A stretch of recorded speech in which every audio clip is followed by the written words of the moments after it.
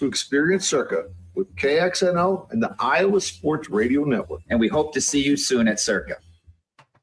Live from the TNT Landscaping and Nursery Studios, you're listening to 106.3 KXNO. Miller and Condon on the Iowa Sports Radio Network and 106.3 KXNO.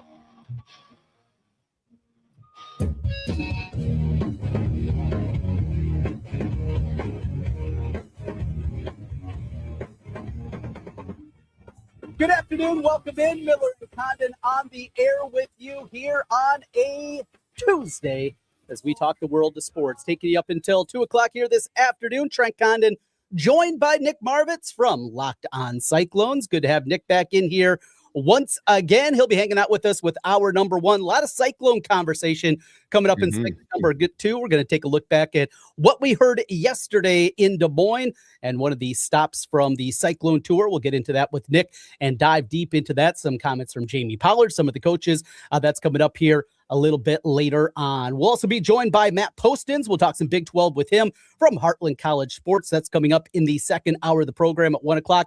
1:25, Sloan Paiva will stop by as we will break down what we saw last night in Game 1 of the Thunder Spurs series and what a Game 1 it was. Double overtime victory on the road for San Antonio, and take a look at tonight's matchup, Game 1 of the Eastern Conference Finals, as it'll be the Knicks hosting the Cavs. Nick, good to see you once again. What's happening over in your world?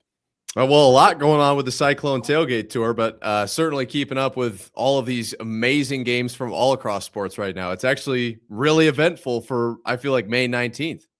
Absolutely is. Yeah, a lot to talk about, and we will get into that certainly. And as you know, in our business, the content business, any kind of content is good content, no doubt about it. Now, before we get started, I am walking wounded, and Nick is seeing me right now. Last night with the thunderstorms, my little man was in the bed last night when I got back upstairs and finish up my work, finish up my Locked On Hawkeyes podcast for the day.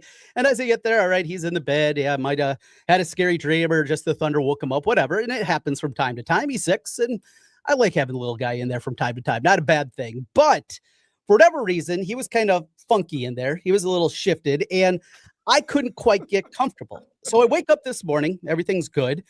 And all of a sudden, as I roll over, I feel this twinge. Now, I've had this happen semi-recently, maybe like 6-8 weeks ago, something like that, where I felt it, kind of hung around, lingered for a couple of days. It was not in the same area.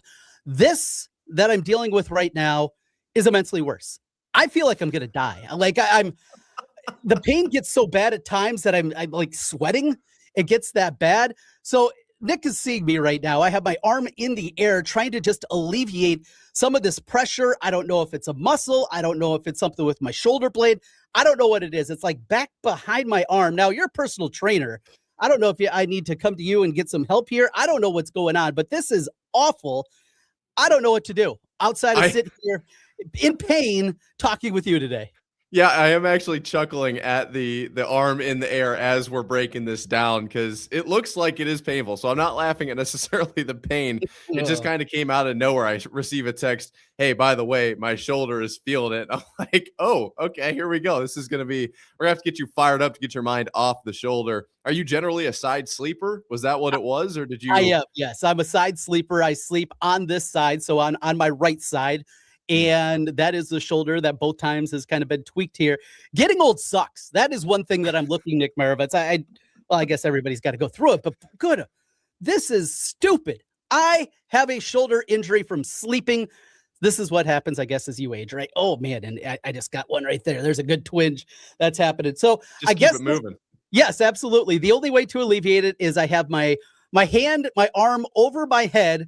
And I guess that's what I'm going to do for the next 2 hours. This is what it's going to be. It's just me sitting like this. I'm an idiot.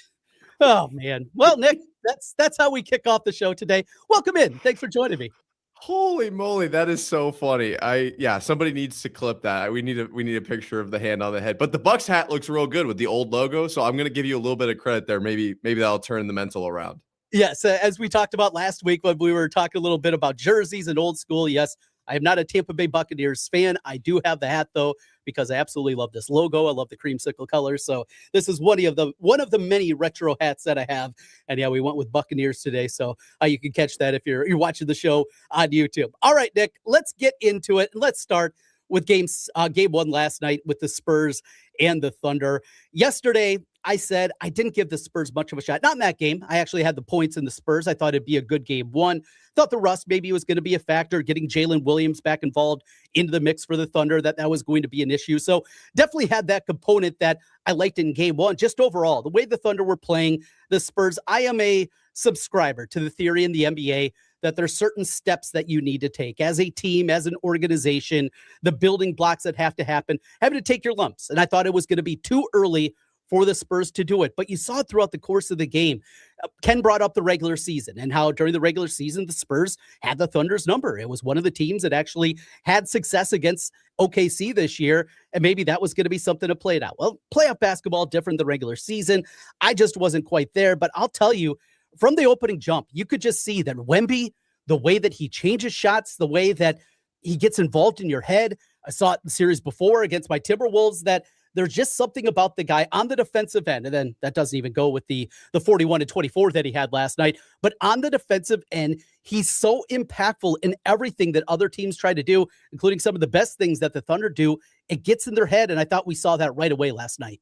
Absolutely. You see 3 blocks and it's not quite what you saw against the Timberwolves and you assume, oh, okay, it's maybe not quite the same thing, but there were multiple plays where he just impacted how, whoever it was. I saw the clip from SGA. That was probably the most notable, but whoever it was from the Thunder around the rim, his presence is very much felt. And so I was kind of with you when it came to the Thunder. I thought maybe they were just going to run away with this whole thing. It wasn't really going to be too much of a challenge. Now, based on what I saw in game one, these Spurs look incredible. If they can keep that up, I don't even know if I'm going to take the Thunder to win it all at this point. I mean, Wemby is really coming into his own here, and it is fun to watch. No doubt. And the impactful, of course, the play of the game to me was that pull-up three-pointer. They were saying it was 28 feet. That thing was not 20. That thing had to be 30. That was just an absolute monster triple. You're down by 3. On top of it, it got a 2-for-1 out of it because there were still, 28 seconds, I think, on the game clock after he nailed that three-pointer, ties it up in overtime. It's just absolutely ridiculous. And Nick, I think you're like me. Regular season NBA basketball, it's a tough watch. It's a very difficult watch to see on that front what you're going to get out of a guy, what you're going to be able to see out of a player. And I don't watch it. I just don't. I see the highlights. I can know what's going on. It's very periphery that I'm on at that point in time. I knew he was good. We've seen that he's good. But in that environment, in that spot to step up in that kind of way, Stephon Castle was great early in the basketball game. He had other guys stepping up, but just overall, and you look at the way and the makeup of this team, and they're so young, and you got to have a little luck to get 3 consecutive picks like they did, as high as they did in the lottery, and the way that worked out for them. But boy, this team, they look different. And in a way, it reminds me, speaking of Oklahoma City, going back to the first time that we got to know Oklahoma City after the move from Seattle with Kevin Durant and James Harden and Russell Westbrook and that young crew. They, in fact, went up against the Spurs. And I think I said the exact same thing. There's certain steps you got to take, right? There's those steps that you got to take. They didn't. They ran right past it. They made their way to the NBA Finals. And it has, to me, I know it's just one game. You got 3 more to win if you're San Antonio still. It has a lot of that same kind of feeling that these young guys, they're ready now. Oh, absolutely. Yeah. No, I think starting the series off this way tells a lot about where the Spurs are at and gives them a real good jumping point, because you start, this series, maybe you lose by 20 points or whatever. And it's one game, right? Like, it's a 7-game series. It's all about winning the next one in front of you. But this is going to give, I think, San Antonio, I don't know. I hesitate to say like the hope, because inside the building, I'm sure none of them assume that they're going to lose. I go back to when I was in high school football, we played Clear Lake, I believe it was, to go to to state. And everyone around town, even our coaches, said, yeah, these guys are delusional. We're not winning this game. But all of us were like, we're going to win this game by 30. I don't know why everyone's concerned. So I think it's kind of the same thing where you're not going to say, oh, the Spurs now think they can win this series, but you have momentum on your side. That was just a phenomenal first game from a fan standpoint. I actually like the Spurs moving forward, but I don't anticipate the Thunder going away. Going to be a great series. We are set up in that one. Tonight, we'll get game one in the Eastern Conference Finals. It'll be the Knicks against the Cavaliers. Knicks currently a 6.5-point favorite in that one. And we're going to get into much of the conversation also that we had yesterday, the rest versus the rust. Yes, it was a 7-game difficult series for Cleveland. They were down 3-2, came back and won decisively in that game 7 on the road. Now they take that momentum to New York, where the Knicks have been waiting, and they've been sitting there after playing maybe some of the best basketball that we've seen out of anybody at that point. They're out there playing at an incredibly high level, but they haven't played in a long time. And when you have that kind of layoff and just everything was clicking, every shot was going in, everybody was making the right pass. You can't replicate that, certainly in practice, and you wonder about that component. Certainly I do for the Knicks tonight against the Cavs, who come in with that momentum, trying to steal at least a game at Madison Square Garden tonight. And I think I'm leaning like I did yesterday. I'm going to take the team that has been playing and definitely at least going to take the points with Cleveland tonight. I'm actually leaning the other way. I think you're just going to get a little bit of a flat, tired look here, and the rest is going to look really good, I think, with the Knicks. Obviously, they're not going to have the same kind of gel right off the bat. I'm not anticipating, a 40-point first quarter here or anything ridiculous, but I think as they get back into the game, they're not going to be as, they're not going to have jello legs. They're not going to be dragging themselves up and down the floor. Not to say that, Cleveland's not conditioned, but certainly there is something to be said about taking some time, relaxing, letting the body recover, because this is a little bit of a long postseason, and Cleveland just had to play more games to get there. I think it plays a small role. I like the Knicks in this one, especially at home. Also last night, so we have this incredible game 1 happening, but there's also a game 7 in hockey. And though you're not a big hockey guy, these are incredible. Game 7s, just in general, there's something about the sport, the way that it plays out, obviously a winner-take-all situation, and then you couple it with overtime. And when it gets to overtime and that just sudden victory, sudden death scenario that you have, it takes it to another level. It's 2 teams that I know nothing about. It's 2 teams that I don't care about.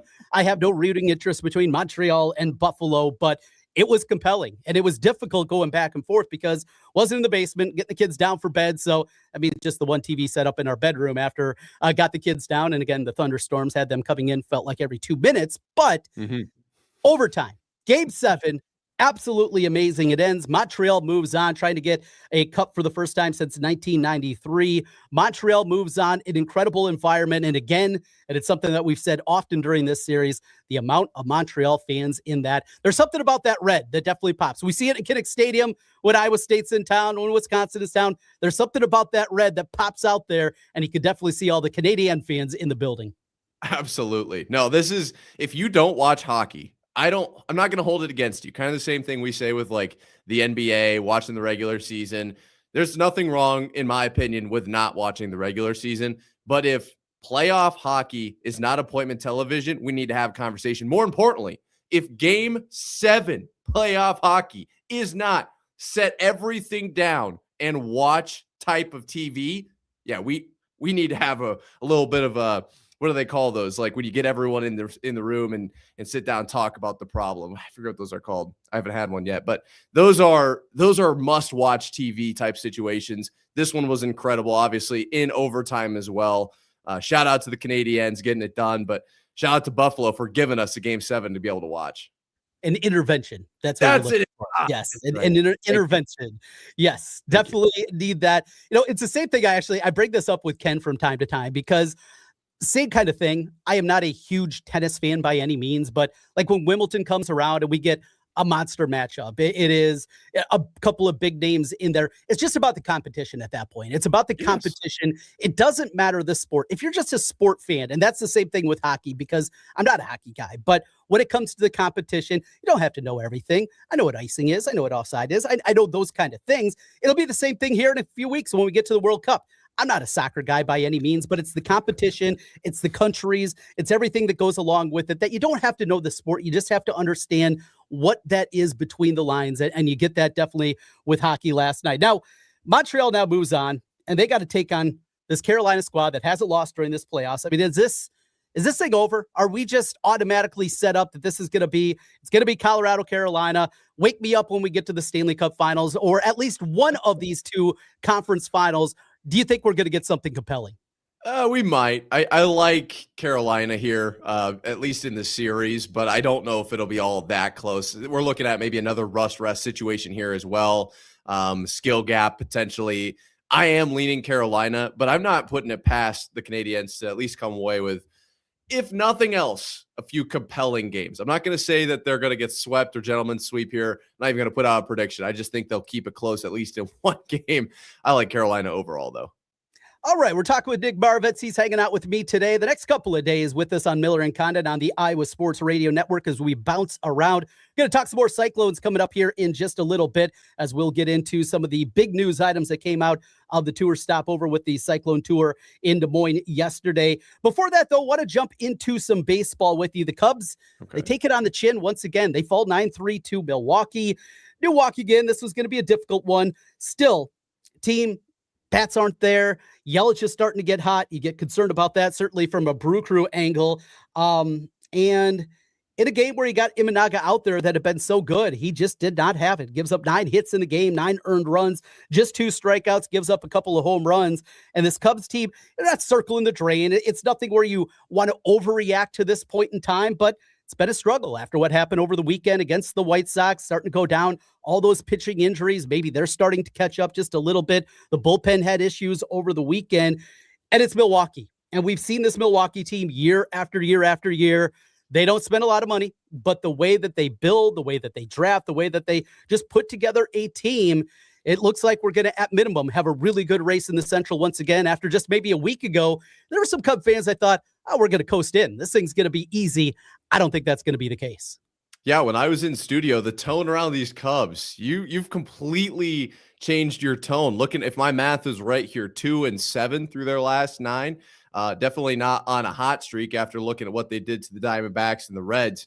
What do you attribute this to? I mean, are you completely out on the Cubs, or are you just like hedging your bets a little bit? This is more of what I was expecting, because the tone is very different. Yeah, absolutely. I think more than anything, this is the course of 162. Yep. And he starts to freak out. Like, there'll be moments during the last 5 years, and the Dodgers, they're terrible. It's not going to happen. They go through a bad stretch, and this is going to happen for most everybody, right? Most everybody has these kind of stretches where you're just not playing good baseball. In fact, that was the Cubs. The first week of the season, they were not playing at a high level. Maybe it was week 2 of the season, whatever it is. Those are the lulls, the highs and the lows that you get during the course of the baseball season. I think, though, it's more than anything, Milwaukee's starting to come on, and that's where you start to go. The lead is now down to just a half game in the division, but I don't like to overreact to baseball. I don't like to one game encompass everything that's wrong with the squad, everything that needs to go differently, those kind of things. I don't think that's fair. And yes, baseball is a fun sport to talk about. And, Nick, I get this often. How do you talk about baseball on the radio? Radio, talking about baseball, I think, is the easiest sport, because in the grand scheme of things for football, which is obviously our lifeblood, right? I mean, that's what makes the engine go for everything that we do is football. But on the baseball side, you can second guess so many decisions by a manager. You can second guess pitch selection. I mean, there's so many things. You have to watch the games. You have to dive in and actually be watching. But baseball, more than anything, leads to that on a day-to-day basis. But when I look at things big picture, those are the parts that I don't want to overreact. And that's a difference between my co-host and I on that front, because he likes to overreact to those individual one-day circumstances that are out there. And the Cardinals, on top of it, they're just not going away. They're hanging around too.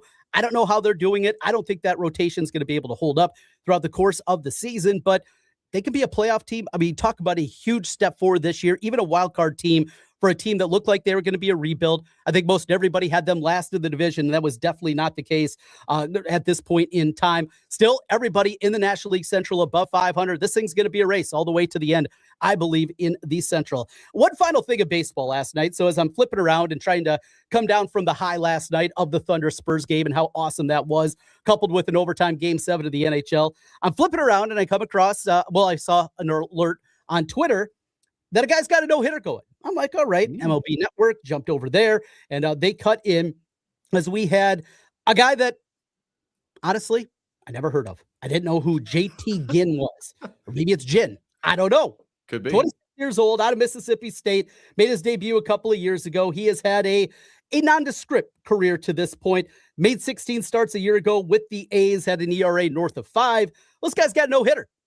So not only do we go to the ninth inning, got that, and I just love watching baseball at that point. I think all of us, again, going back to the sport fan, doesn't matter if it's a game between the A's and the Angels. You want to be involved. You want to see something. You want to see something historic. And for JT Ginn, that was the opportunity for him last night. And he gives up a single. So the no-header's over. And then he gives up a home run, and they lose 2-1. I mean, you just talk about the brutality of sport. That encompasses it right there.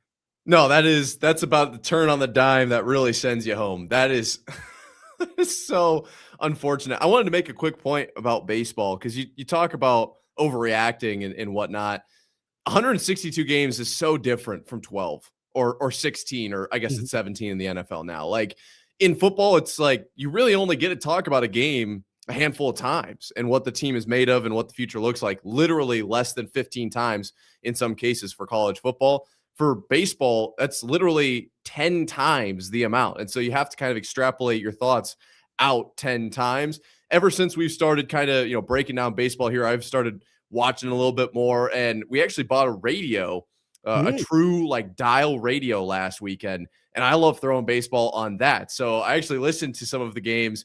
Baseball is just so fun to have on in the background. Then when you get in and actually watch the games, especially with somebody who knows baseball and they're talking about, oh, you see how he set up this pitch? Because not every pitch is the same. There's so much nuance to it that I love it. And then when you get into this no-hitter and you're like, I have no idea what's going on, but this is awesome. And then a home run and you're like, wow, that really turned around quickly. How quickly it can change. Well, as I try to get comfortable here, I'm still now finding nothing with my shoulder. I got absolutely nothing here. Now, so I've had my shoulder over my head, as Nick knows now, for, I don't know, the last 22 minutes. Yeah. And I tried to stand up at one point. That made it worse. So that didn't work at all. So I'm back sitting down. Still got my hand, but my arm's getting sore because I'm not in very good shape. And just holding your hand up like this for 22 minutes, I mean, that can't be good. You don't have people work out doing this, right? This isn't something that's part of the routine you're putting people through. No, I was actually thinking at the start of the show, he's going to get tired. We're not going to be able to hold this arm up forever. I was thinking, do you have like a sling in the back room that we could throw it in and just completely let it rest? That looks like it's a big deal. 22 minutes is a long time to hold an arm up for. So I am almost at this point wondering it must really be a 7 or an 8 out of 10 pain level. It's significant. Yes, we're working our way through this one. Good thing that I can control the mics here because I grimaced and maybe let out a groan time or two. Getting the kids to school this morning, I was really hurting and let out a groan, and the look on my kids' face, they thought I was dying. So that no, Dad's going to be fine. It's all right. So are you going to do anything, or are you just going to wait it out and see if it gets better? I think I'm going to wait it out. I took some a leave this morning. That was the first thing I took. And then I took a little bare back and body. I just took that right before the show. It definitely is not kicked in at this point. After I took the leave, that did alleviate it a little bit and definitely still could feel it in there, but it was okay at this point. But it's back in a big time way. I'm struggling. So what do? Do you just go to like a quick place? I'm not going to go to the emergency room. I don't think that's anything. They're not going to do anything for you. No, not at all. Outside to send a big bill, and we don't want to do that. So is this just rest at the beginning? What do you say, Dr. Marovets? Help me out. Yeah, I'm kind of leaning towards resting and giving it a day because it was essentially an acute event. Let it, find out what's actually hurting. Maybe it's inflamed. If you can pinpoint the location, front, back, whatever. If it persists, I would potentially look at a PT appointment, a shoulder specialist, and say, hey, this is kind of where the pain is. Maybe it's a rotator cuff issue, some sort of impingement potentially. I obviously haven't been able to run you through some exercises, but I can see that it's bothering you. Yeah, so I would definitely, in the next few days, start looking at, all right, can we get into a specialist and see if there's a few exercises or some, kind of relief movements that I can go through to, because I don't want you holding your arm up like this for 2 hours for the rest of the week. Yeah, that wouldn't be good. That wouldn't be good. I'm sure we will make our way through it. I don't think it's going to be a big issue, but hit me up on Twitter at Trent Condon. You got any ideas of ways that we can alleviate things? We're going to get into Iowa State on the other side. Jamie Pollard spoke. I thought a couple of headline items that came out of him. We heard from Otts. We heard from also Rogers. So we're going to talk some Iowa State on the other side with Nick Marovets. Hanging out with me, Old Man Condon here today. It's Miller and Condon on the Iowa Sports Radio Network. I love cottage cheese. It's a great source of protein and goes with so many meals. And AE Dairy makes the absolute best. They've been making cottage cheese since the 1930s with so many flavors too, including AE Dairy's latest Parmesan garlic cottage cheese. Creamy AE Dairy cottage cheese meets bold Parmesan and garlic for a savory twist you didn't know you needed. AE Dairy Parmesan garlic cottage cheese is now in stores. Get product info and great recipes at aedairy.com. Hi, this is Zach Burketto from Priority One Heating and Cooling. As the weather starts warming up, our number one priority is to make sure your HVAC is up for another Iowa summer. Schedule a spring tune-up at callpriority1.com. I think you all know by now that the Chicken Coop is one of my favorite places to go for a cold one and great food. And their new made-from-scratch menu has me going back even more. Their signature wings with 12 different sauces, the Nashville hot chicken sandwich, and you got to try the new Big B chopped cheese. And the Chicken Coop has 3 locations: Urbandale, West Des Moines, and Ankeny. Wherever you are in the metro, the Chicken Coop has you covered. Voters are listening to the radio, and they're really listening. If you're running for office, radio gets your message heard, not scrolled past. Reach communities everywhere and be on the air in just 48 hours. Go to winwithiheart.com. That's winwithiheart.com. Urology Center of Iowa offers a full suite of men's health services from low testosterone to managing the effects of aging. UCI is the place to go when you want to be seen like a man, not like a patient. Schedule an appointment with UCI today at iowauro.com. Hey guys, it's us, the Jonas Brothers. I'm Joe. I'm Kevin. And I'm Nick. And guess what? We created our own podcast called Hey Jonas. We invented a podcast? Well, we didn't invent it. We just contributed to it. First people to do podcasts. We get to ask other people questions because we're sick and tired of being asked questions. Well, sick and tired is a strong way to put it, but you know, Tired and sick. tired and sick. Listen to Hey Jonas on America's #1 podcast network, iHeart. Follow Hey Jonas and start listening on the free iHeartRadio app today. With other language learning apps, I was just playing games. I wasn't really learning. Babbel's different. Babbel was designed by over 200 language learning experts to be the most effective way to learn another language. Every time I open the app, I can choose to work on my writing, speaking, or listening. And it saves my mistakes for me to review, so I'm constantly improving. Before Babbel, I thought I just wasn't good with languages. But now I'm speaking French. Tout ça, c'est grâce à Babbel. Save up to 50% on your Babbel subscription when you sign up at Babbel.com. BABBEL.com.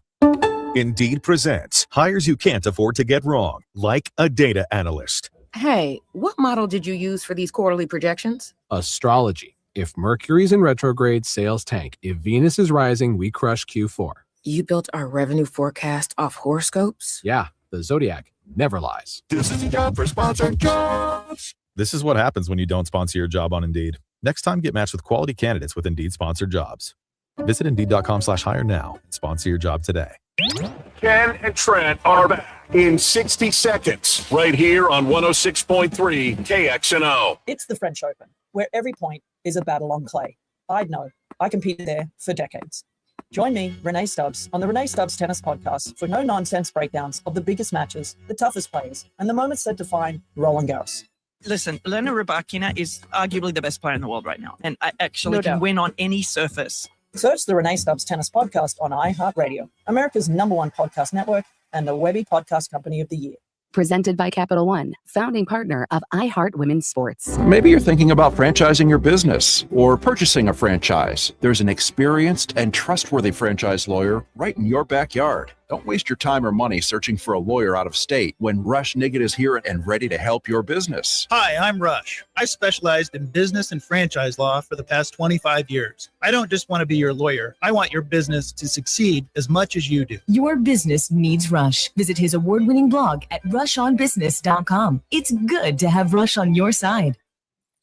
You're listening to Miller and Condon on 106.3 KXNO and the Iowa Sports Radio Network.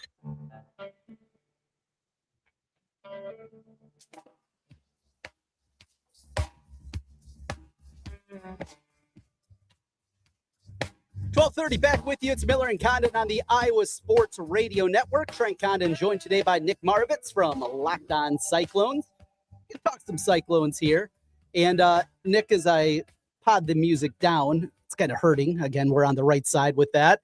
I think I found something to alleviate a little bit more. Now, this is going to be a little bit of a problem because I just unplugged my headphones while I tried to do this. But if I put both hands behind my back, and if you're just joining, I slept on my shoulder wrong and I'm hurting today. If I go and have both my hands behind my head like this, it alleviates just a little bit. So this might be, now I'm going with the old school hands above the head, almost the surrender cobra is working out a little bit better to alleviate, but I also have to kind of lean back into it here. So this is working for now. I'm a disaster. I do think that's a good play because you can essentially relax the arm, right? Yes. And let it hang. You don't have to hold it up. So I think this is a better play, especially if you got about 90 minutes left here. Did you get up? Did you get moving during the break there? The trying to like rotate it through, that really hurts. That is really, really feel it. Again, it's like in the back shoulder area, like the shoulder blade area is where it is. Maybe a touch higher. I don't know. We'll battle our way through. Look, I'm not digging ditches. We're talking on the radio. We're having a good time. And speaking of good time for Cyclone fans and a lot of relevant information that comes out yesterday from Des Moines as Alec Bussey here from KXNO and Cyclone Insider. He had a lot of great insight into what happened at that. I want to start with Jamie Pollard and some of the comments that he made because there is a wide swath of it. So have you recorded your podcast yet, Locked On Cyclones, on everything that we heard? Not on the stuff that we heard today or in this, in this media availability. Actually, I talked about something that Jamie Pollard did talk about, the Big Ten and the SEC potentially splitting off. So I'll go more into this week, but not explicitly on these media availability yet. So let's start right there with that conversation and what Pollard had to say about if the Big Ten and SEC are going to do it, just do it. And not just for football. If they're going to do it for all sports. The part of that, though, that Jamie Pollard, I don't think he's missing. I think he understands that, is it's not going to just be about the 18 teams from the Big Ten and the 16 from the SEC, as they're going to add a few more. There's going to be more additions that come if that comes to fruition. And it's going to be going out there and getting, of course, a Notre Dame, a Florida State, Miami, Clemson, potentially, maybe the Arizona schools, potentially a Texas Tech. There'll be a few more. BYU, maybe part of that mix. Utah could be a part of it. But what is left is the remnants of the ACC, the remnants of the Big 12. And at that point in time, what does that look like for the rest of those conferences? What does that look like going forward? Is it now the remaining Big 12 teams, which Iowa State would be amongst the remaining teams? We can be honest about that part. Yeah, you could have an NCAA tournament. And yes, you're still going to invite the winners of the Sun Belt, the Missouri Valley, and everything for basketball. And you're still going to have the group of 6 on the college football side competing. But what does that mean financially for Iowa State? And the money that they're currently getting from TV deals is going to look a whole lot different than what they're currently getting. And certainly when you're not striving to be in the college football playoff, striving for a national championship as we know it, if you're not part of that group, your finances are going to look a whole lot different.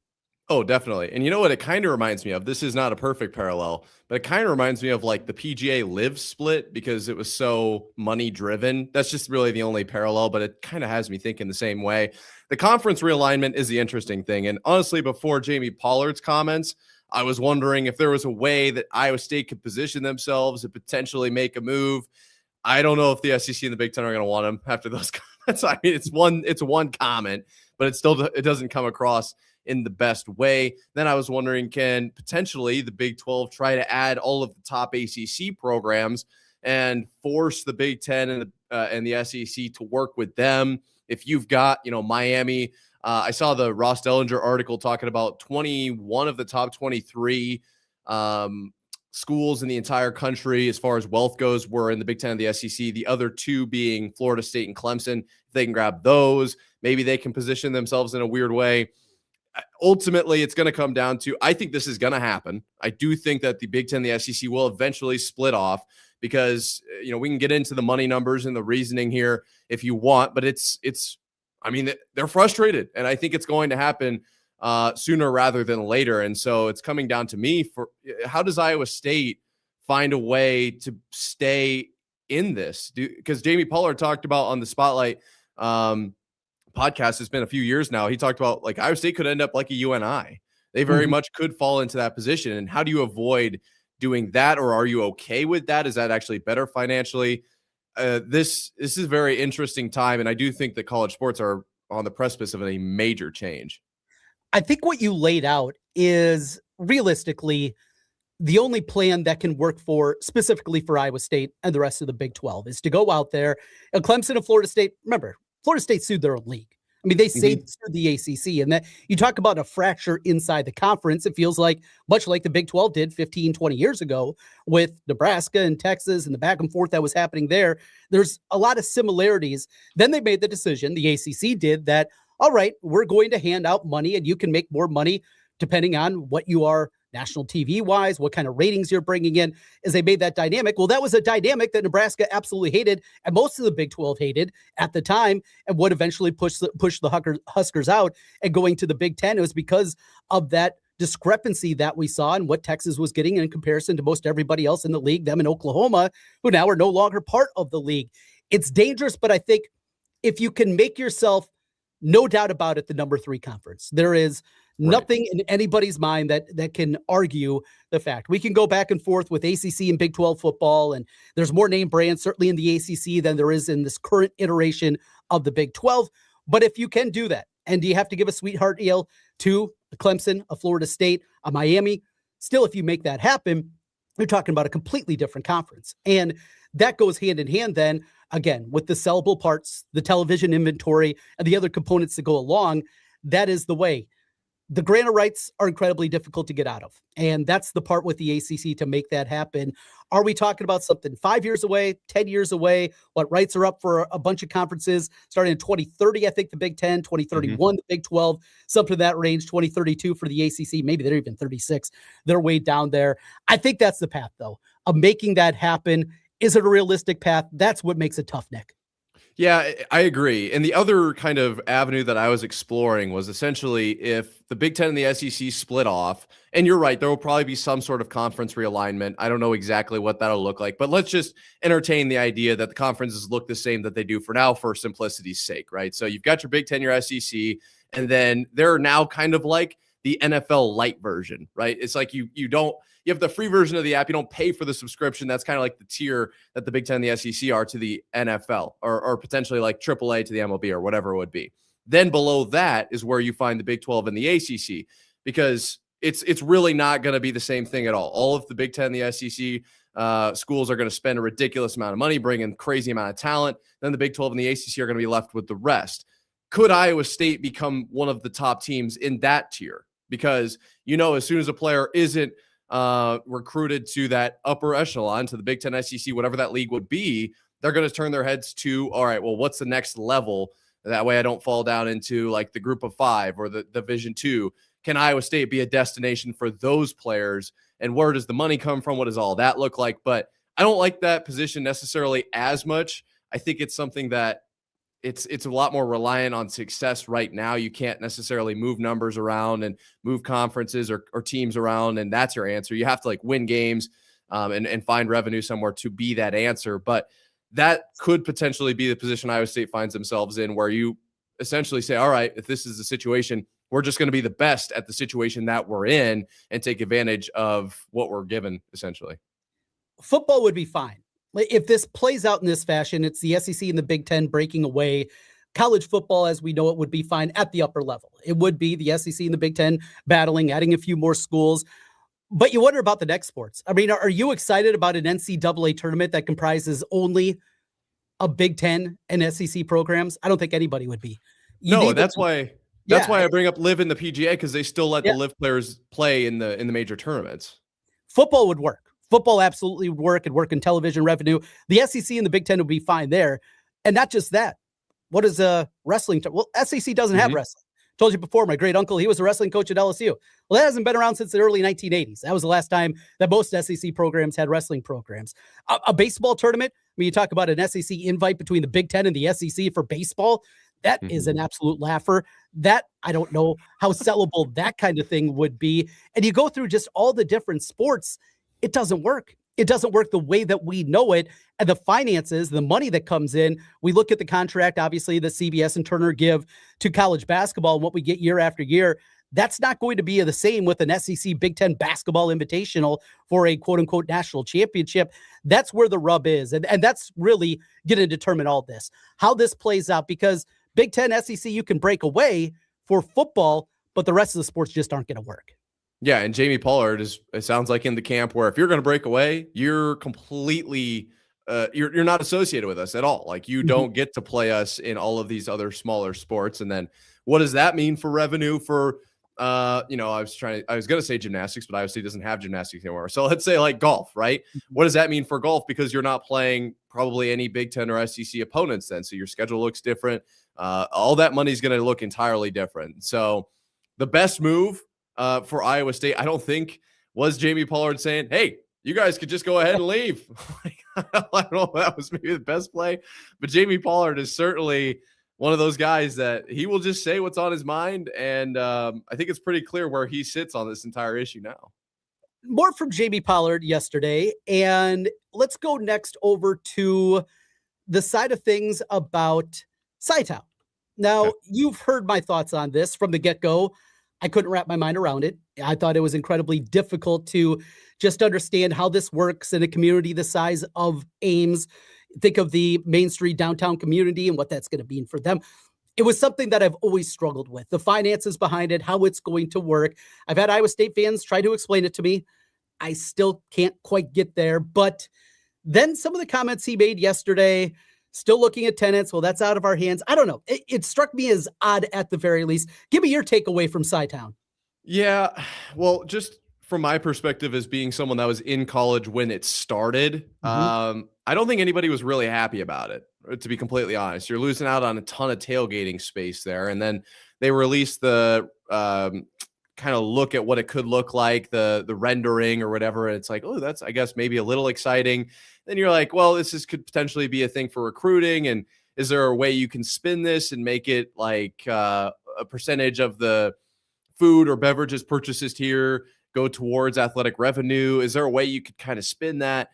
Ultimately, I'm not as enthused, I think, as some people are. And then being in town for the spring showcase this, just a few weeks ago, I wasn't impressed with the amount of progress that they had made. And that's one of the comments that Jamie Pollard made was, it's not going slow. Well, it is. I mean, it is. It's taking forever for this to go up. I'll be back in 2045 and they'll have 3 buildings up at this rate. So I'm not necessarily in love with it, especially with the amount of tailgating space that we're missing now. And it just feels like the best way to say it is it's like separated now. Like the tailgating scene felt like connected to the football area. Now it's just like a massive dirt patch and some people hanging out around that. I don't love it. I do think these comments are probably the best things that Jamie Pollard could have said in the situation that Cytown is in. But ultimately, I would have just rather it stayed the way it was. Jamie Pollard also talked about the women's program and Bill Fennelly's program there. We also got to hear from Bill Fennelly, which was good because I was kind of waiting for that, to hear a little bit more from the coach. Obviously, the departures, the headliners with Audie Crooks and Addie Brown moving on. Jada Williams also going to LSU. So he had that component of it. But Bill Fennelly, a guy that is beloved. I mean, talk about taking a program from the absolute doldrums of women's college basketball into what it has been, the consistency. But hearing from both Pollard and Fennelly, I thought was good to get their perspective. But as we've talked about a ton with football, same kind of thing with the women's basketball team. Yes, you like some of the pieces. All right, this kind of makes sense. I don't think we're going to have any clue at all, though, how this is going to look until we get into that first couple of games of the season. No, absolutely. I do agree with Pollard's kind of comments talking about like he's one of the most successful coaches that Iowa State has had. I think it kind of gets slept on just how good Fennelly has been because I don't know if it's the rapid increase in Iowa women's basketball success when Caitlin Clark was, in town, if maybe that's part of the reason. But Bill Fennelly's been incredible. And so the trust that Jamie Pollard is putting in him, I am a fan of that. And I do think that's the right move as far as what this upcoming season looks like. It's kind of like with football. Like it's impossible to tell right now. They're 0-0, so they could theoretically win every single game, or they could also lose every single game. I have absolutely no idea right now. My guess is it's going to be somewhere in the middle. probably around 500, a little bit above that, with what Bill Fennelly is able to do. And he built this team out to his, kind of vision. He doesn't have to base it around one single player. We talked about that with Audie Crooks. Like, she wasn't a piece you build around. She was the piece. And now you can kind of go by success by committee, and you can bring in different styles and how they mesh together and all of that. I like Bill Fennelly's kind of plan, at least how it looks on paper from that perspective. But you're right. It's not ultimately going to be flushed out until the season actually starts. One other thing on this front, and I was trying to remember because, again, getting old, it's not just shoulder injury. Sometimes your memory starts to fade a little bit. And there was a time that Bill Fennelly had what was called a lifetime contract.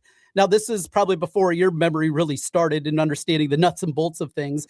So I finally found it was it was like a program that was sent out to season ticket holders. It was called Eye on Sci. And it was this newsletter that was sent out. And I found the details of it. So this is back in April, May of 2007. Okay. And he was given at that time a 12-year contract extension. It paid him $10.6 million throughout the course of the deal. That thing expired in 2019. There was a contract extension that goes through this upcoming season that was given out a couple of years ago at that point. But I just had this memory of a lifetime contract. That's what it was. It really wasn't a lifetime contract. They said it because, well, it's a 12-year contract. That's pretty much unheard of in college athletics. And that was the reason behind it. But that was always sticking in my mind. So I was able to get through it. But here's another fun thing as I found this newsletter. I think you'll get a kick out of this. Again, going back to 2007. This is right in the middle of the first page. Fans to submit ideas for football uniforms and helmets. Citing a desire to return to the school's official colors for uniforms, first-year coach Gene Chizik announced that ISU's football team will wear gold pants beginning in 2007. And that will not be the only change. And there's more a little bit later on. But how about that? 2007, Iowa State was all about wearing their school uniform colors. Yeah, times have certainly changed. I do like when it comes to the uniforms, you see on Twitter, some people mock up with the tertiary, like the blue. I think that's really cool. But technically, from my stance of like wear the cardinal and gold, I can't officially support the blue because it's not technically a part of it. That's the same camp essentially as black or white. It's just kind of like a color that works with the cardinal and gold. I'm the guy who plays Madden or college football and goes with like red helmet, yellow jersey, red pants, yellow shoes. I would die to see a game like that this upcoming year. Just like a big, bold red jersey, white or yellow numbers, yellow pants, a yellow helmet with a big red tornado sign on the sides. I would pay good money to see them out there in that kind of a uniform. Well, submit your ideas. It's only, let's see, 19 years later than that newsletter came out, but submit your ideas, Nick. See what we can get. We're going to talk some basketball, Cyclone basketball on the other side. We also got to hear from TJ Otzelberger. We'll get Nick's thoughts on that. Nick Marovets hanging out with me today. Hour number 1. He'll be back with us tomorrow as well here on Miller and Condon. Stay right there. It's the Iowa Sports Radio Network. The world's largest sports book in Las Vegas is available right at your fingertips in Iowa. Trent Condon here for Circa Sports. The Circa Sports Iowa app is sports betting the way it should be. Bet anywhere in Iowa and experience high betting limits, tight money line splits, and exceptional customer service. Download your new bookie today. Visit circasports.com and start betting like a pro from anywhere in Iowa. If you or someone you know may have a problem with gambling, call 1-800-BETS-OFF. Now here's your chance to win $1,000. Just enter this nationwide keyword on our website. Cash. That's cash. Enter it now. KXNO.com. Save big money on your next project at Menards. Keep weeds out with Menards Premium Weed and Feed Fertilizer. Designed to keep your lawn vibrant while controlling more than 200 types of weeds. A 17-pound bag covers up to 5,000 square feet. Save big on Menards Premium Weed and Feed, on sale now through May 25th. Check out our weekly flyer on menards.com for more great deals happening this week. Save big money at Menards. As your dealer for life, the Carl Auto Group has been taking care of small companies and fleet owners the same way for over 45 years, with a handshake and a promise. Our business elite professionals are here for you as we begin 2026. See how we can help upgrade your fleet and save on a new Chevrolet, GMC, or Ram fleet vehicle.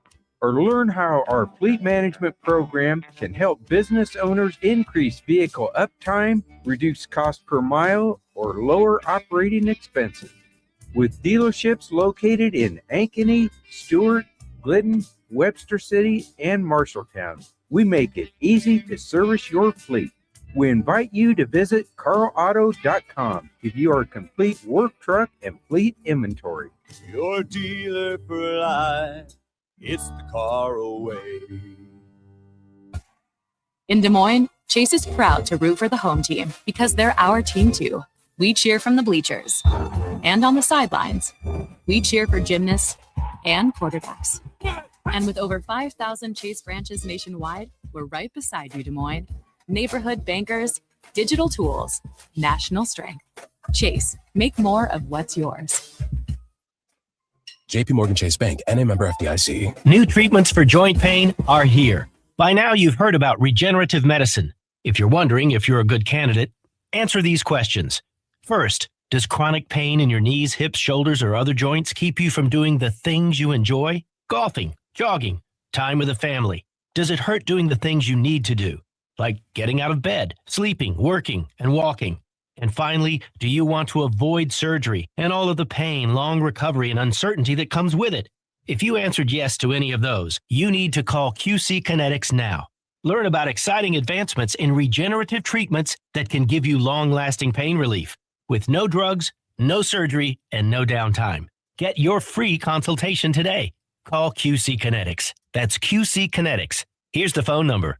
Call now, 515-259-1227. That's 515-259-1227. QC Kinetics, 515-259-1227. You think a ticket for not wearing your seatbelt is the worst that could happen until you get in a crash. Suddenly, a ticket doesn't seem so bad. Click it or ticket. Paid for by NHTSA. At the Chicken Coop, we're starting from scratch.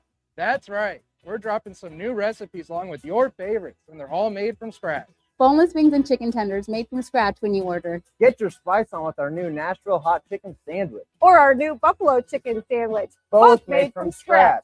Don't forget our wings, made with 12 different sauces that are, you guessed it, made from scratch. The Chicken Coop has the best chicken and is made from scratch in our kitchen. Stop in or order online today. Ken Miller, Trent Condon, Miller and Condon on 106.3 KXNO and the Iowa Sports Radio Network.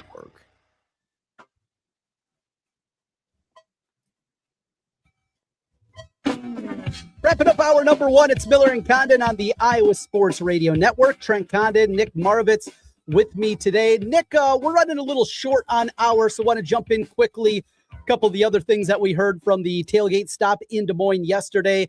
Let's start with Otts. Talked a little bit about the transfers, getting kind of his insight into the 5 newbies that are coming in. Takeaway on that front for you, Nick. Yeah, I really like a lot of these guys. The way he talked about Jaquan Johnson, not necessarily replacing Taman Lipsey, but the way he talked about him was really exciting. And his comments about Taj Manning, I think, are maybe one of the most exciting. Tremendous rebounder. We know how important that is for Iowa State. Felt like they lost every game. They didn't rebound well in this last season. Trey Singleton, his comparisons to Joshua Jefferson, how could you not look at something like that? Very high praise for Otzelberger on these transfers. Absolutely. Over on the football side of things, anything from Jimmy Rogers that you took away, anything that stood out from the football side of things? I mean, obviously missing another running back, not ideal. So I do think that we have to sign the Tulane running back that came in and visited yesterday. I talked about that. I said it's now or never. I don't think you wait on that. And now with another man down, just feels like it has to be the move that Iowa State makes. Other than that, quoting Mike Leach was certainly incredible. No doubt about it. Hey, Nick, good hanging out with you again today. We'll do it again tomorrow, all right? Can't wait. Thanks for having me. Absolutely. That's Nick Marovets, Locked On Cyclones. You can hear Nick each and every day talking all things Cyclones. Coming back on the other side, we're going to dive into the Big 12. Jamie Pollard's conference comments. How much do they impact the conference overall from yesterday? We'll talk with Matt Postins from Heartland College Sports. Hour 2 up next. Quick question. Want to go to Vegas with KXNO? We're giving away the Circa Silver Anniversary Experience. Flights, Circa Hotel, food money, stadium swim, sportsbook VIP access, and nights out with the KXNO crew. All for one lucky winner and a guest. And 5 more winners still get the Vegas hookup. You've got it till June 28th to enter. Don't hear about it later. Be there. Only from KXNO and Circa. Sign up now at KXNO.com. At Kia of Des Moines, it's been 1 year since the unveiling of our new state-of-the-art showroom. So we're celebrating all month long. It's our anniversary sale, and you get the gift. Shop and save on all of your favorite new Kias with financing as low as 0.9% for 60 months. Don't miss the anniversary sale going on now at Kia of Des Moines. Shop KiaDM.com. With approved credit for well-qualified buyers. Valid on new 2026 Kia Sportage models. $1,705 per thousand finance monthly. Must finance through KMF. Expires 6/1/26. Mr. Rogers said, look for the helpers. You can always find people who are helping. Thank you to all the first responders who put their lives in danger to help us when my brothers and sisters need them. We look out for the helpers because they look out for us.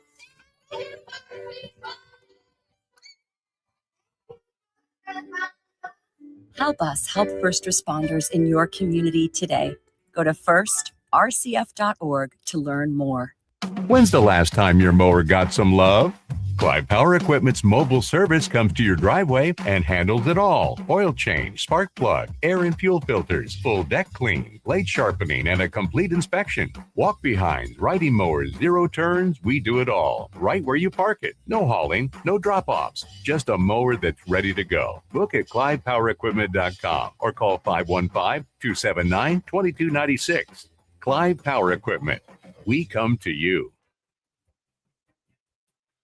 There's just something about a night at the ballpark. Good baseball, good company, and time together with the people you care about. That's what you'll find when you go to an Iowa Cubs game. Bring your family and friends and enjoy the sights and sounds of the game inside Principal Park. Every pitch, every cheer, every moment feels like summer. Come see the stars of the future and be part of a tradition that's been bringing people together for generations. Tickets are waiting for you at iowacubs.com. When it comes to family law, a lot has changed in recent years, so assumptions can be costly. If you see or sense a change coming in your family life that could have legal implications, it's important to know where you stand. What are your rights and responsibilities?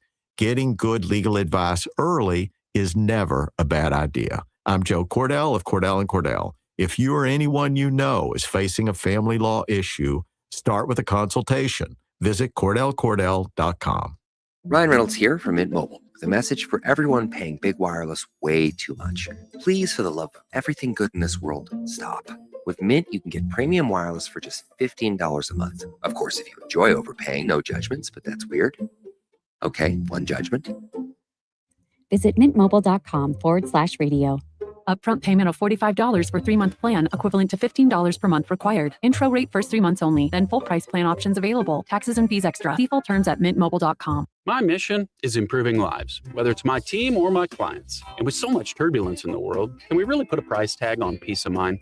Your old buddy Brian here from Service Legends. And in my world, here's what peace of mind looks like to improve your life. So I pulled the data on our top-notch tune-ups from last year. 98.2% of the systems we maintained are still running like clockwork. I truly believe that's what homeowners like you really want. No breakdowns and getting the absolute most life out of your system. True peace of mind. I have so much confidence in my home comfort heroes and the job they do for Service Legends clients that I'm putting this ironclad 1-year guarantee on the line this summer. In the outside chance your AC does have a challenge after one of our top-notch tune-ups, I'm not only going to refund the cost of your tune-up, I will fix it for free. Look, not all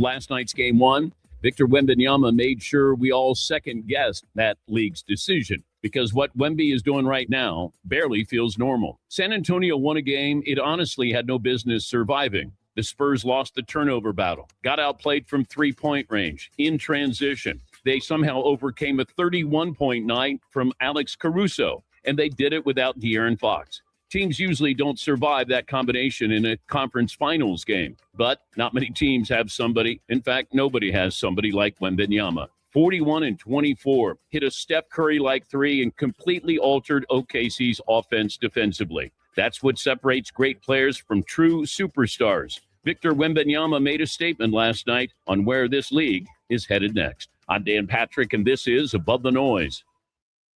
These days, everybody's searching for ways to save on insurance, scrolling comparison sites, digging through tips, chasing deals. But Liberty Mutual makes it simple. Liberty Mutual customizes your car and home insurance to save you money. And when you bundle, those savings really start to come through. It's insurance built for real people with a team that helps you.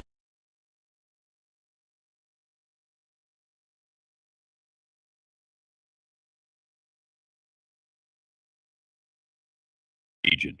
Tires matter. They're the only part of your vehicle that touches the road. Tread confidently with new tires from Tire Rack. Whether you're looking for expert recommendations or know exactly what you want, Tire Rack makes it really easy. Fast, free shipping, free road hazard protection, convenient installation options, and the best selection of Yokohama tires. Go to TireRack.com/Dan, see their Yokohama test results, tire ratings, and reviews, and be sure to check out all the special offers. TireRack.com, the way tire buying should be. Congratulations to KXNO on their silver anniversary and 25 years on the air in Iowa, being the home of sports talk radio. We're giving you a chance to experience everything Circa has to offer with a trip along with your favorite KXNO personalities. The next KXNO Silver Ticket Tour will bring you to Las Vegas and Circa for 4 days, 3 nights. Go to KXNO.com to sign up and have a chance to experience Circa with KXNO and the Iowa Sports Radio Network. And we hope to see you soon at Circa.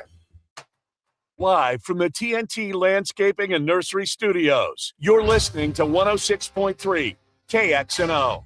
106.3 KXNO. Ken Miller and Trent Condon. It's Miller and Condon on the Iowa Sports Radio Network.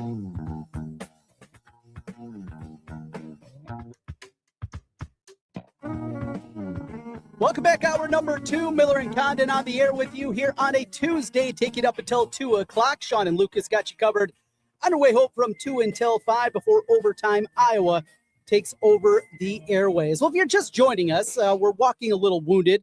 Big thank you to Nick Marovets from Locked On Cyclones for being with me for the first hour of the program. He had to go off to work, though, going to do his physical training work, and I need a little bit of that myself as I am slept on my shoulder wrong. And I don't know how. Well, I slept on it wrong. I guess that's how. Getting old, not very fun. Now, Matt Poston's our next guest from Heartland College Sports. He is starting to age a little bit like myself. This is the first time, and this has been impactful to my job because you can't see me right now because we're on the radio. But Matt Poston's, I am sitting here because my son, we had a thunderstorm last night, was in the bedroom. I slept funky. And now I have to sit here and talk, sitting in this chair, with my right arm completely over my head, looking like a complete idiot. So that's how my Tuesday's starting. How about yours, Matt? I didn't sleep wrong. I had some lasagna, and I'm just waiting for them to finish my car. So I think I'm probably doing better than you. I wouldn't take that. Absolutely. I mean, a lot of times, being at the shop, getting your car worked on with those kind of things isn't the most pleasant experience, but yeah, we definitely don't want to trade spots. Well, speaking of trading spots, Jamie Pollard made some comments yesterday and certainly raised eyebrows, not just here in the state of Iowa, but I think nationwide about kind of crap or get off the pot to the Big Ten and the SEC. Look, if you want to break away, then do it. And I don't know if he's calling their bluff or what it is. Now, he said these kind of things before, but he also brought up, I think, the most pertinent point.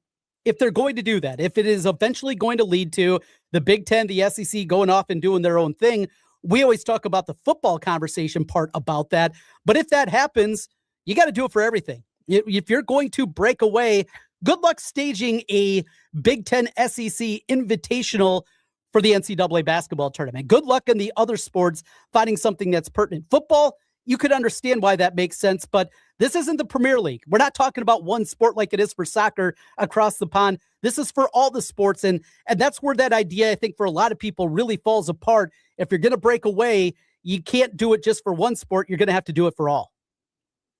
Yeah, and I think from a larger context, in terms of what Jamie said, there was one thing that he said within that quote that I thought was really interesting. Well, if you feel like you can go take your, and I'm paraphrasing, if you feel like you can go take your 20 teams and have fun, go do it. If Jamie thinks that the SEC and the Big Ten are just going to walk away with the teams they have and stand pat, he's extraordinarily naive. If this happens, if they decide to go and do their own thing, number one, they will do it for all sports. They're smart enough to monetize billions of dollars in television money for all of their different sports. Number two, they will decimate the Big 12 and the ACC on their way out the door because they're going to need to be able to offer more games to their television partners to make money. So the idea that they're just going to do their own thing, that's possible. I've said all along that I feel like at some point, either football or all the sports in the Power Four conferences are going to spin off from the NCAA and do their own thing, and that's going to change the playoff, the NCAA tournament, and everything else. But if Jamie's daring them to leave, well, guess what, Jamie? You're probably not getting an invite to either conference, and the Big 12 and the ACC are going to change irreparably, as will the rest of college athletics. So I feel like I get where he's coming from. He's frustrated about the CSC stuff and the NIL stuff that they negotiated and won't buy into, but it's sort of be careful what you wish for scenario, because they may just do it and it won't work out well for you. And Iowa State towards the bottom, certainly of the Big 12. When you look at the current Big 12 members, who would make sense, regardless of Big 10, SEC? Maybe it's just, it becomes one league, and the way that we know those current conferences changes quite a bit. Is it BYU, maybe the Arizona schools? I mean, how does Texas Tech fall in line? And obviously the newfound money with Cody Campbell and how different that is. Out of that group of the current 16 teams, how many of them likely would have a home in this scenario in your mind in the new Big 10 SEC? I imagine a scenario, if we're talking about them spinning off, I would imagine a scenario where the SEC and the Big 10 would end up with 24 teams each, which would give you 48 teams in each, or in those two conferences. So right now that would give you 8, I'm doing math in my head, that would give you 14 open spots. There are some very desirable schools in the ACC that I think the SEC would target first because of the geography. The Big 10 needs partners out in the West Coast for their 4 West Coast teams. So that puts any of the 4 corner schools and BYU into play. I think Kansas would be a very attractive school to the Big 10, especially because of basketball. I think Texas Tech would be an attractive school, even though they're, kind of remote out in Lubbock. They have deep pockets, and they're passionate, especially in the football and basketball areas. I think schools like Iowa State, Oklahoma State, TCU, Baylor, Houston might have some trouble in this scenario just because, I don't think the SEC is looking to take in very many more schools outside of Texas and Texas A&M and the state of Texas. I don't think Oklahoma appeals to them. I don't think Oklahoma or Iowa appeals to the Big Ten either, and they have Iowa. So probably Kansas, probably some combination of the 4 corners, probably BYU, probably Texas Tech, and the rest of them may be, hunting for scraps at that point. And in that scenario, and we're talking about the doomsday scenario, certainly for Iowa State, what is left then in college athletics for them? And what does, the new look for them not being part of that Super League look like? That's where it gets incredibly scary because, we've seen what's obviously happened to the NIT and the way that is dissipated throughout the years. The college football playoff and what that has done to bowl games and the continued expansion there. And you look at it and suddenly Iowa State with the 3rd biggest stadium for football, how are you feeling that thing when you're just not playing at the same level? You're not playing at the highest level, coupled with the basketball program that obviously is so good. That's where things get really scary, I think, for Iowa State.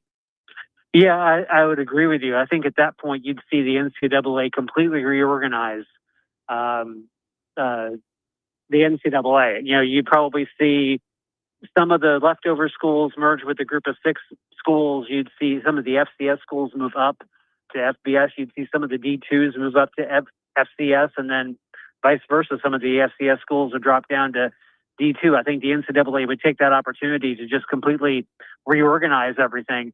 And it would be a shame for Iowa State in this scenario because I just don't know how much the Big Ten would be interested in them because they already have Iowa.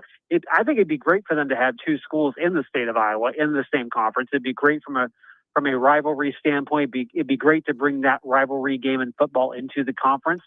But I think it's just going to be a hard ask when you consider the Big Ten's going to have other priorities out west to pair more schools with their 4 West Coast schools, and possibly looking at making sure they can bring in Kansas as a basketball partner. It's a really hard scenario. It's a scenario nobody really wants to think about because I think we kind of like it the way it is right now, even though I think we'd prefer to have a stronger Pac-12. Mm-hmm. But this is coming, and it's all being driven by money, and it's all being driven by the fact that the 4 commissioners or the 4 conferences that control everything cannot agree on a way forward. They can't agree on an expanded playoff. They can't agree on NIL enforcement. They can't agree on the big things, and that has the potential to break everything apart.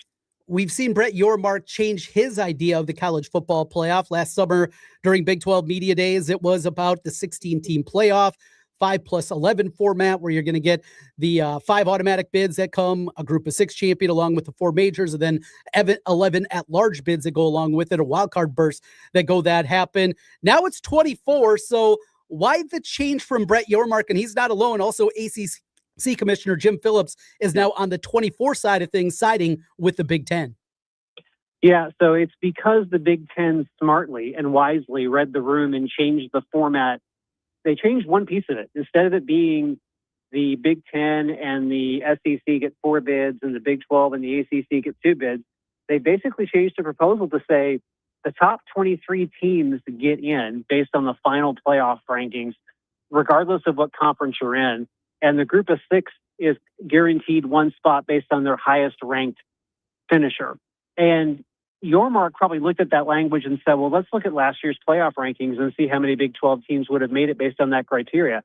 Well, I believe 5 of them would have made it in. I think Arizona would have snuck in. I think Houston would have snuck in.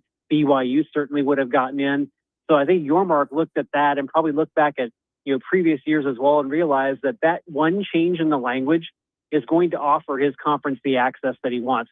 His issue last year was always with the level of access his conference was going to get compared to the SEC and the Big Ten. Mm-hmm. Remove that objection, and as a businessman, you have to buy in because now you've removed the one big thing that I had an objection to, and we can move forward with 24. And I think that's why he's on board with it now. If you're going to treat his conference equally to the other 3, then I don't think he has an issue with the expansion, nor does he have an issue with the expansion of the NCAA tournament for the same reason. His conference is going to be treated just like anybody else's.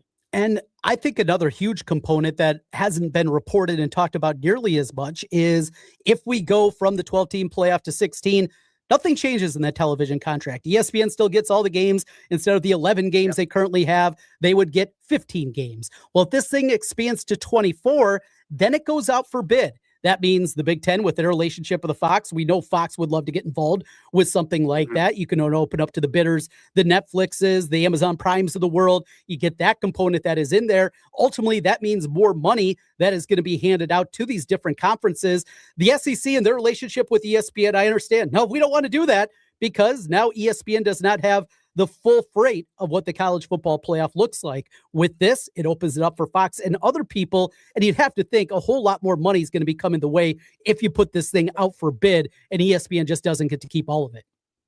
Yeah, just think about the 5 partners that the Big 12 has, whether it's a primary or a secondary television partner. All 5 of them would want to be involved in that bidding. That's going to raise the price of the overall structure of the financial deal. And Yormark made it clear in his quote that we still need to have a conversation about the conference championship games. That's a huge driver of revenue for the league. They had the biggest crowd they've ever had for a conference championship game in the Big 12 for last year's BYU Texas Tech game. You can't surrender several million in revenue off of that game and not get paid back in some way. So yes, I think that has been underreported, and it does put ESPN in a position that I don't think it likes. But it's also good for the financials of the sport because you can get Fox and CBS and these other linears involved. In this case, I don't think you need an Amazon Prime for this. I mean, there's only a finite number of games. You've got 5 networks that are already involved in college football. Each of them will want to bid on it, and you'll be able to drive up the price of the whole thing as a result. Matt Post is joining us, Heartland College Sports, as we look around the Big 12. And yesterday we got to hear from the legal team of Brendan Sorsby and some excuses being made. This one absolutely was baffling. And as you know incredibly well, Matt, we in the state of Iowa maybe are a little bit more sensitive than some others after what happened to both the Cyclones and the Hawkeyes in gambling investigation some 4 summers back and what was handed down. And now he is saying that he is clinically diagnosed with a gambling disorder, which is a mental health condition. Now, this is not to make light of mental health conditions, but that kind of excuse, you talk about opening Pandora's box, because guess what? This is something that many people used in the waiver process, in the transfer portal, very early on in the process. Anytime you needed a waiver, you just said mental health. Now, every time there's gambling, are we just going to say mental health? The NCAA, this cannot happen because this would get bad, I believe, in a hurry. Yeah, I would agree. And understand that Sorsby's already checked himself into a facility to be treated for a gambling addiction. That in of itself is a mental health issue. It's an addiction issue, just as alcoholism and drug abuse would be considered a condition like that. Part of that is mental health. So it really does open a Pandora's box. We all knew that Sorsby was going to appeal this, was going to go through the legal process. We knew that was going to happen. This is an interesting approach by his legal team because you're absolutely right. If the judge, who in this case, by the way, is a Texas Tech graduate, decides that Sorsby should get the waiver, or at least, or at the minimum, a temporary injunction, then it does open up an opportunity for other student athletes who might be in the same boat to take that approach and see if they can win a waiver. We're this close to getting 5 years with 5 years of eligibility. We're this close to getting that sometime this summer. And that would eliminate basically the waiver process. It's not going to eliminate every waiver, but it would eliminate 90 to 95% of it. And I think that would be good overall for the game. But we keep having these issues crop up when it comes to waivers for things that have never been given waivers before. And student athletes have generally won those cases. So there's a distinct possibility Sorsby could, at minimum, win a temporary injunction, at least play on some level for Texas Tech. And then Texas Tech has to figure out, is it worth it to play him this season when you know that if he is ultimately deemed ineligible, you're going to lose those games. It's a really fraught situation, but it's a really interesting approach by their legal team. And I think there's actually a decent chance they could at least get a injunction so we could start practicing. Matt, the one thing going back to when this was first announced and that he was entering rehab for the gambling addiction is there was something in one of the stories that I read that also stated that he had not placed a wager since he'd been in Lubbock. It was difficult for me to wrap my mind around that, where a guy has this addiction, something that is afflicting him at that level and called an addiction, yet since he showed up in Lubbock, he hasn't made a wager. Do you understand where I'm going here? And it felt very odd to me if this is a real addiction and this is not just trying to get in front of a story and get maybe some maneuvering behind the scenes in your direction. If you have that kind of addiction, I'll tell you what, somebody likes to gamble. I moved to Lubbock. I'm still going to be gambling, yet he didn't, according to that report. Yeah, it's hard to fathom that. I mean, I've known people in my life that have had various addiction problems, and it's, people should understand that in those situations, it's a compulsion, and there's really very few outside sources before you get help that, curtail your addiction. The idea that he would move to a new location and he would suddenly stop gambling, it's a little hard to believe. Maybe for a short period of time, maybe there's something external in your life that helps you take your mind off of that. But it's hard for me to fathom that it would, be over the course of 6 months he hasn't placed a bet, especially when you hear, the level of betting that he was doing while he was going through this. I mean, he was betting on, games in Turkey and stuff like that. I mean, it was almost like he was just spending small amounts of money and just betting on everything he could get his hands on. That to me sounds like somebody who's addicted to that rush of either winning or losing and not necessarily being choosy about what they gamble on. So, I would say this, we've had a lot of reporting on this particular story. I think there's so much more we don't know. So it's always hard to wrap your brain around all of this, but it's going to remain one of the biggest stories in college sports over the summer because it means so much to the to the NCAA process of waivers. It means so much to what the NCAA is trying to turn around in terms of their legal process and their legal losses. And it means a ton to Texas Tech, because without him, they're going to have to turn to Will Hammond at quarterback. And Will Hammond is a good quarterback, but I think Brendan Sorsby gives Texas Tech the opportunity to get back to the college football playoff, which is why Tech and Sorsby are fighting this as hard as they can. One other area of this is, let's say this happens. They're obviously, the legal team for Sorsby is going to get a very generous judge, I think we anticipate. We know what happens litigation-wise in college athletics. If he is granted an injunction or even eligibility, you know what, it was a $10 wager, no big deal. Well, what is going to stop now Hunter Deckers from going back and suing the NCAA for losing his eligibility? What is going to stop Noah Shannon from the University of Iowa, who placed a $20 wager on women's basketball, Iowa women's basketball, and lost his final season of eligibility? You talk about litigation, it feels like a lot of those Hawkeyes and Cyclones that lost their eligibility, they're going to come firing right back to the NCAA.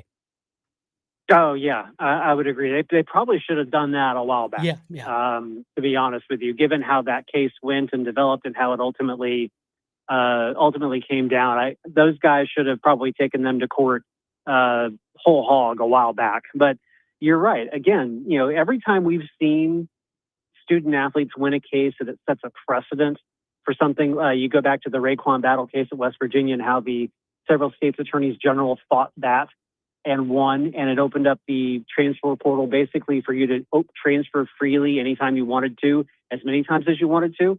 Every time we've seen something like that happen, it has opened up the pathway for, you know, anybody to sue, anybody to try and get a waiver. And the NCAA, in the face of losing a case, just basically has to, you know, do what it has to do to survive. This is another one of those cases. If Sorsby ends up winning a temporary injunction in play and ultimately ends up winning an appeal, then yeah, anybody who's had an issue with gambling and has been punished by the NCAA, you can bet your bottom dollar they're going to circle back.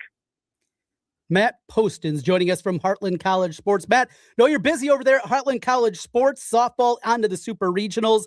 4 teams alive in the Big 12, and you got Big 12 baseball tournament also happening over there. Plus, your Texas Rangers. They going to get back into the race? They got to get back to 500 first. Yeah. It's such a weird team. Do they? They've got really good pitching. Yeah, they've got really good pitching. They've got a great bullpen, and their offense is probably the worst in baseball. They're terrible with runners in scoring position. They've got a better on-base percentage than they had a year ago. They're scuffling offensively, but they play in such a weak division that they're really not out of it. I mean, they're only a game and a half back of the Athletics going into action tonight in Colorado. And, you know, it's going to be interesting to see where they're at the All-Star break. Will they be buyers at the deadline? Will they be sellers? Because I don't think there's going to be any in between for them this year. I think they're either going to sell off some assets and restock their farm system, or they're going to go whole hog and try to win again because they've got Jacob deGrom and Nathan Eovaldi on their pitching staff. And those are 2 guys you want to have on the mound in the postseason. Yeah, a shocker last night, the way the A's lost, having a no-hitter into the 9th inning and then losing on a walk-off. Not a great division. I guess it's a time, if you're going to be a couple games under 500 as the Rangers are, you pick the right division for that. But I guess that's not alone, because in the AL Central, just have 2 teams now with the White Sox above 500. The American League overall, not nearly as deep as we're certainly used to. Matt Poston's got you covered. Heartland College Sports. Matt, we'll talk to you again down the line. Appreciate it. All right. Thanks, guys. Appreciate it. Matt Postons. Find him on Twitter at Postons Postcard as he breaks down all things Big 12 and, yes, a little Texas Rangers as well down in his Texas outpost. Coming back on the other side, we saw one of the best games, not just of the NBA playoffs, in quite a while last night with the Spurs and the Thunder Game 1. We're going to break that down. The rest of the series on now. The Spurs get the upset in Game 1.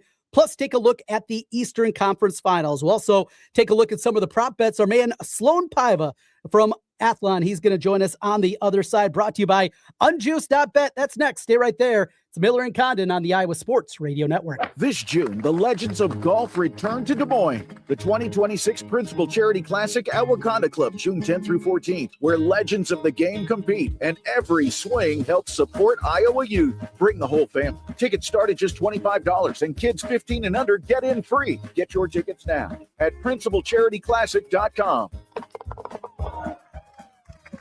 The Principal Charity Classic, because out here, it's more than golf. At Kia of Des Moines, it's been 1 year since the unveiling of our new state-of-the-art showroom. So we're celebrating all month long. It's our anniversary sale, and you get the gift. Shop and save on all of your favorite new Kias with financing as low as 0.9% for 60 months.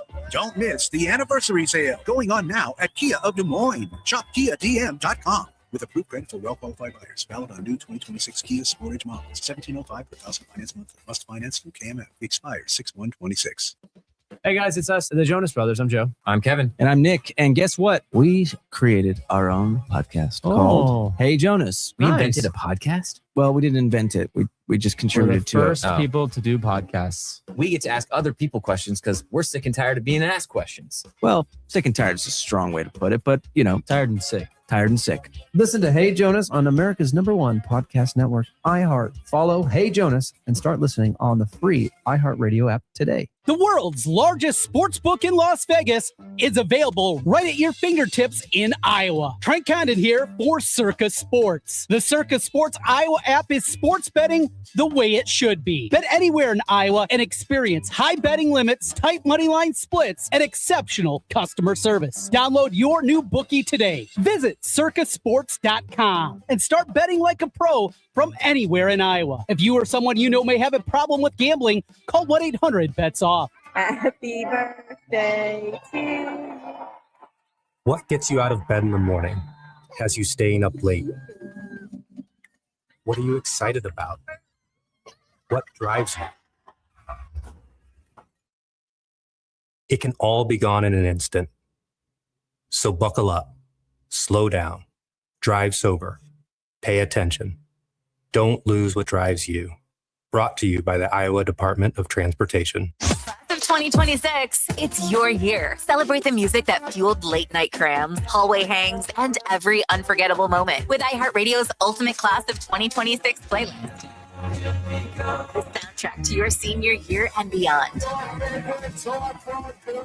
But we didn't stop there. Whether you graduated in 95, 05, or just last year, we've got a playlist for your class too. Search Class of and the year you graduated on the free iHeartRadio app and relive your glory days, one song at a time. More with Miller and Condon in 60 seconds, right here on 106.3 KXNO. Lunch was great, but this traffic is awful. Can we stop at a bathroom? Are you all right? I keep having stomach issues after eating, like diarrhea, gas and bloating, abdominal pain, and sometimes oily stools.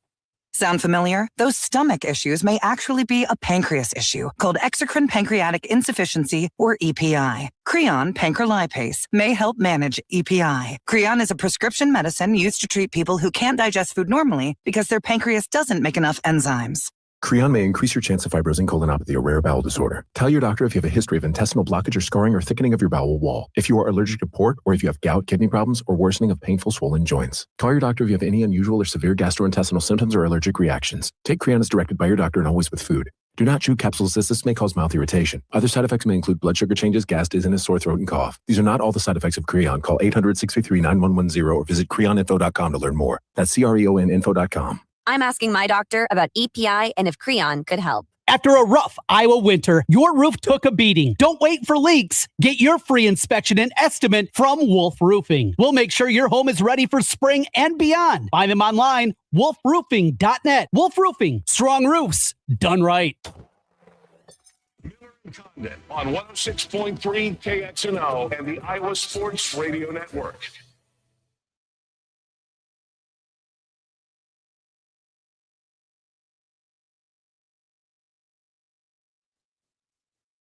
Trent Condon back with you once again here. It's Miller and Condon on the Iowa Sports Radio Network. Iowa baseball underway in the Big Ten tournament. They are on the double elimination side of the bracket, have to win 2 games to move on to the main bracket where 8 teams will comprise the single elimination format. Not going very well for the Hawkeyes at this point. They trail Illinois 4-0 in the first round of the Big Ten tournament over in Omaha. We'll keep an eye on that one here throughout the course of the afternoon. Right now, though, it's time to talk NBA after an incredible game 1 of the Western Conference Finals with the Spurs over the Thunder. Sloan Paiva back with us once again to talk some NBA, to talk some prop bets, and a whole lot more. Sloan, good to catch up with you again. How's everything happening over there on the East Coast?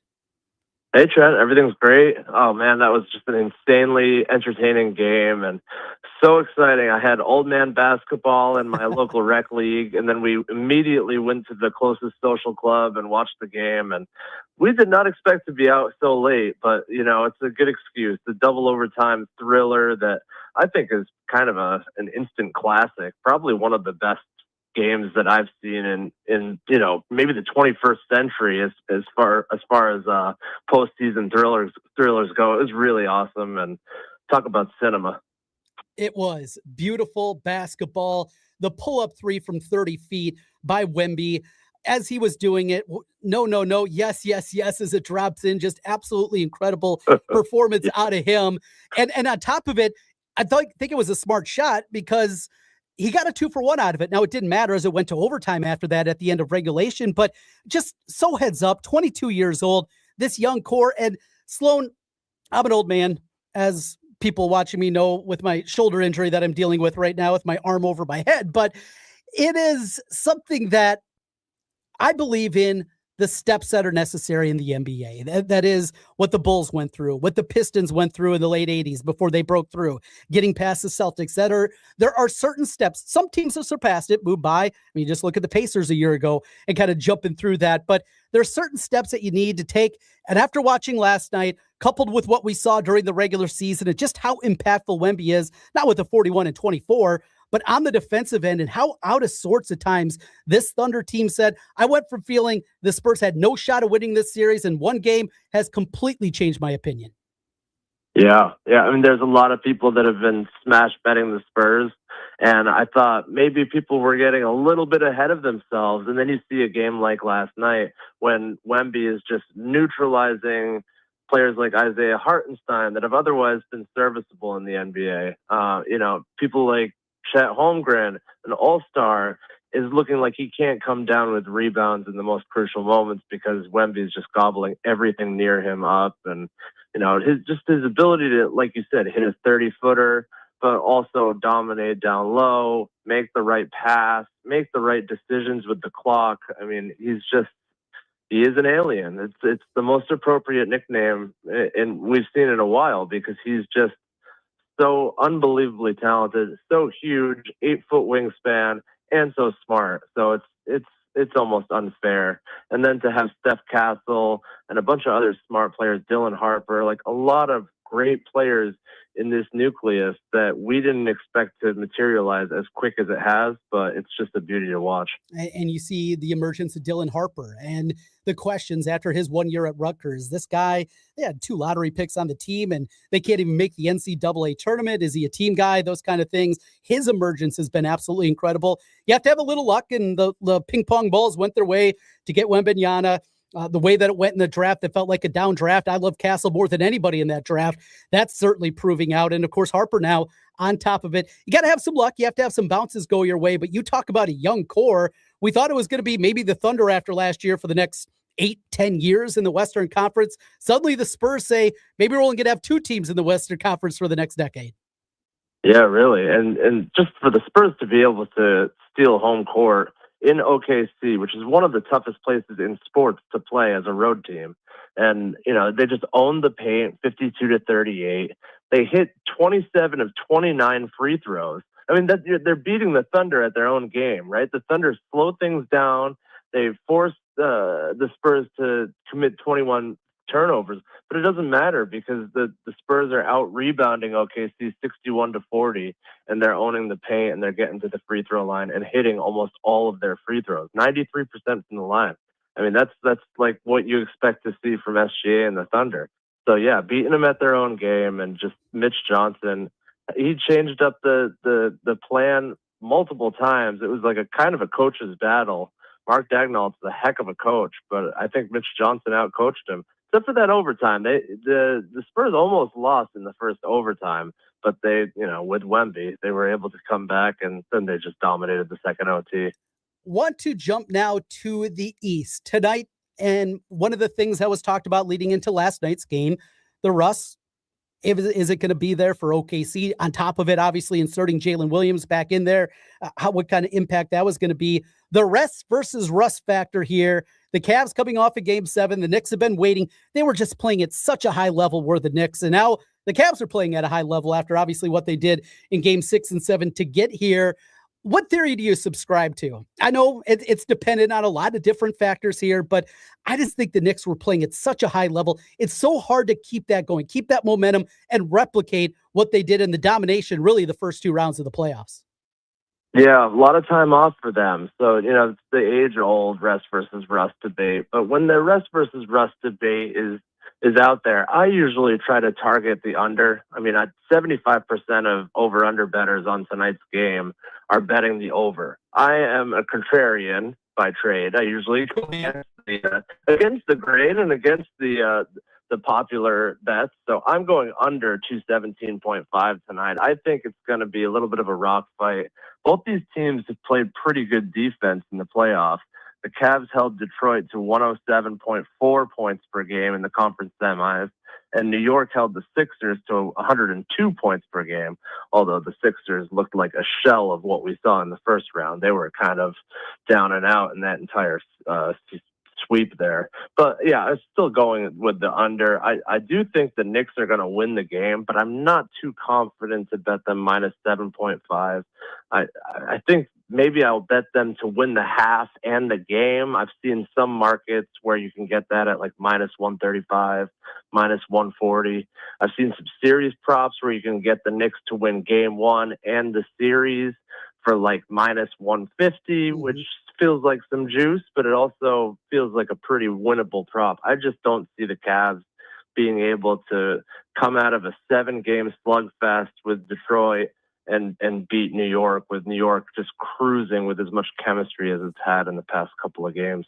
James Harden, for a long time, it has been known as a playoff disappointment. At this point in his career, doesn't feel like he can pull completely out of that one. But what does the series mean? If they could pull off this upset, James Harden plays well like he did towards the end of the last series.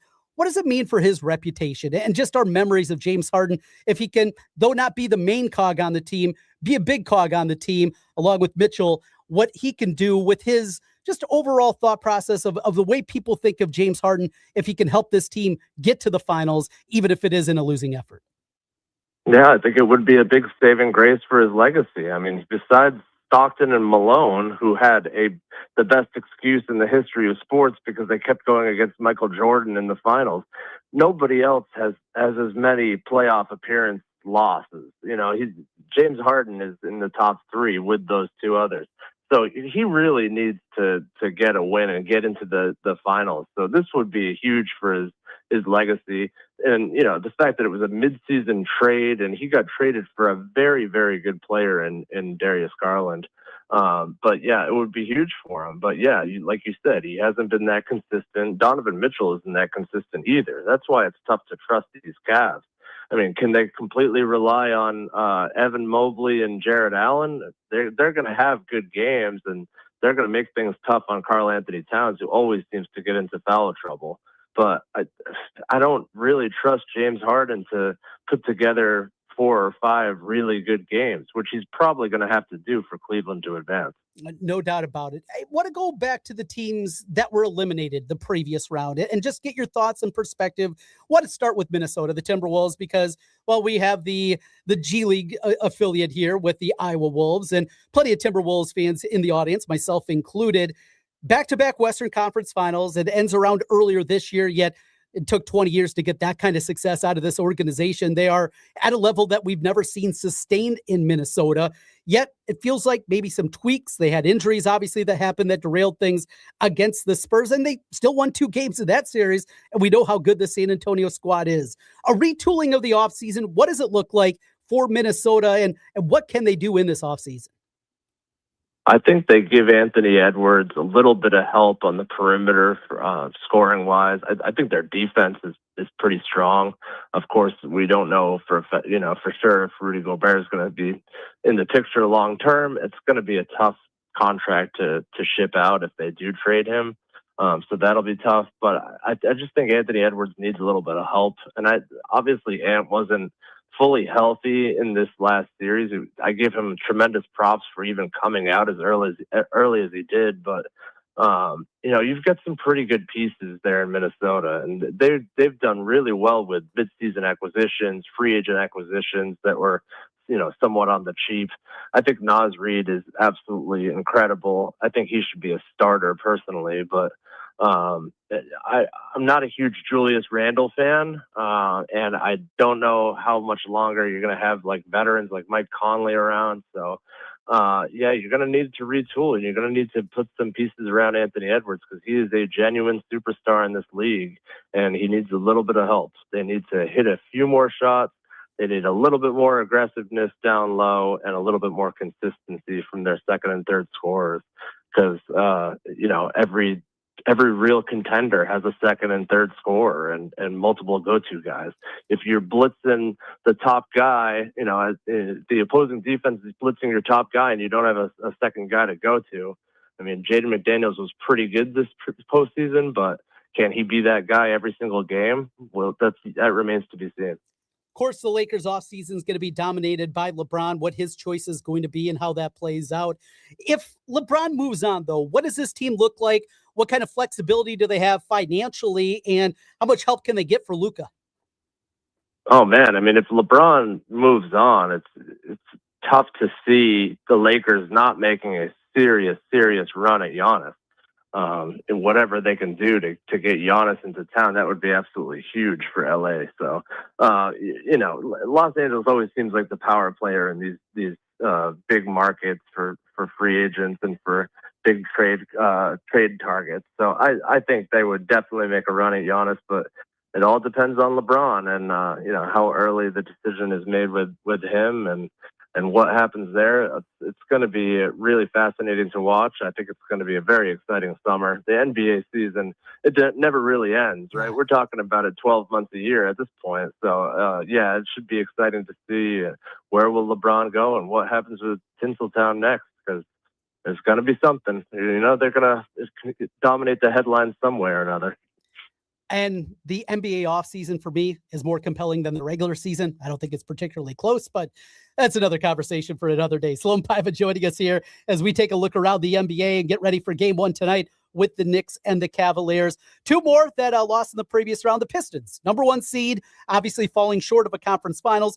Disappointing, but still, this is a team that just a couple of years ago lost 68 games. Didn't end the way that they wanted, but only one team has it and the way that they want. Your thoughts on the Pistons and helping out Cade Cunningham?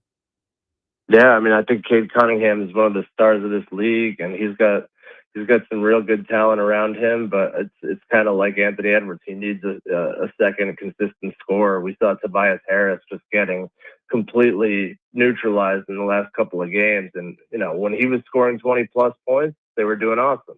When he was scoring under 10 points, they were doing awful. So it's like a tale of two Tobias Harrises. And Asar Thompson needs to work on his jumper. I think that should be a key focal point of the Pistons offseason. I think he's one of the best defensive players already. I think he's going to win multiple DPOYs if I had to guess. But he needs to be able to hit open threes, because if you're giving a guy 8 feet of open space when he's outside the 3-point line, that's not good. That's not good for your offense. It's a pace and space game these days in the NBA. So if they can't space the floor and take some pressure off of Cade Cunningham, they're going to have some trouble. But this guy's still the limit with Cade. I think he's a superstar, and they'll be able to work around him because people are going to want to play with him for sure. Slow last thing from me as we take a look at tonight. Back to that, you mentioned you are leaning towards the under this evening. Any else prop wise? You've done such a good job of this throughout the time, helping us out with some different prop bets. Anything that you're jumping aboard here this evening? Yeah, I got a fun one. I got a little 3-legger parlay with some alt total. I got Brunson 25+ points, Towns 4+ assists, and I got the alt under about 229.5. And that's plus 152. I like to do these little 3-leg parlays for plus 1.5 and just do something that's very winnable, but also kind of exciting to watch throughout the game. So that's about as parlay as I get these days, because parlays can really break your heart. So, yes, they can. And obviously still going with the under, and and I'm going with the under on Karl Anthony Towns rebounds. Everybody's pounding the over there. I think he might get into some foul trouble tonight, and I'm going with the under because he's too blown out there for the rebound. I got one for you. Jose Alvarado. Not played a ton. You like him over 2.5 points tonight? Ooh, okay. Yeah, he could come in and hit a 3 for sure. I mean, the other day I had Max Strus in the last 6 minutes. I said, you know what? I'm going to live bet Max Strus with a promo boost. He hit a 3 for me, and I jumped up and pumped my fist. That was like the most exciting moment of that game. I'm with you. I'm tailing you on Jose. Grand Theft Alvarado. Let's go for it. Love it. Yes, I had one of those last night. It took overtime to get there, but I didn't take the half 3-pointer for Cason Wallace last night. I got the plus 175 last night, over 1.5. He hit that OT 3-pointer, and yes, we were celebrating watching that one last night. Those prop bets, they're a lot of fun, and I know you get involved. Hey, Sloan, thanks for your time as always. We'll talk to you again soon.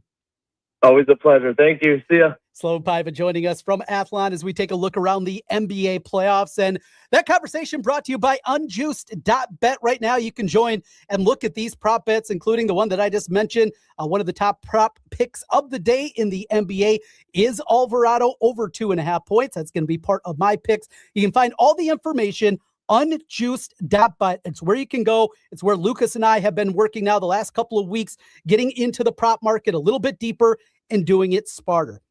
Hit rates, how often these props have hit over the last 10 games, over the last 20 games. You can do it by that. You like rebounds, you like points, you like 3-pointers made, whatever it is in the NBA, whatever it is in Major League Baseball. They got the WNBA as well. Go to Unjuiced.bet right now.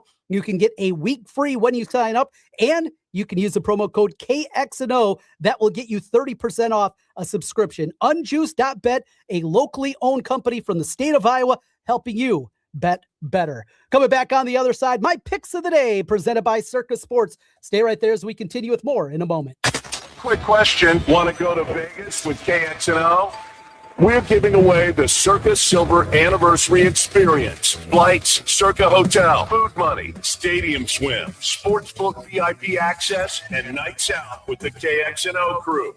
All for one lucky winner and a guest. And 5 more winners still get the Vegas hookup. You've got until June 28th to enter. Don't hear about it later. Be there. Only from KXNO and Circa. Sign up now at KXNO.com. Now here's your chance to win $1,000. Just enter this nationwide keyword on our website, family. That's family. Enter it now. KXNO.com. In Des Moines, Chase is proud to root for the home team because they're our team too. We cheer from the bleachers. And on the sidelines, we cheer for gymnasts and quarterbacks. And with over 5,000 Chase branches nationwide, we're right beside you, Des Moines. Neighborhood bankers, digital tools, national strength. Chase, make more of what's yours. JP Morgan Chase Bank, N.A. member FDIC. When it comes to family law, a lot has changed in recent years, so assumptions can be costly. If you see or sense a change coming in your family life that could have legal implications, it's important to know where you stand. What are your rights and responsibilities?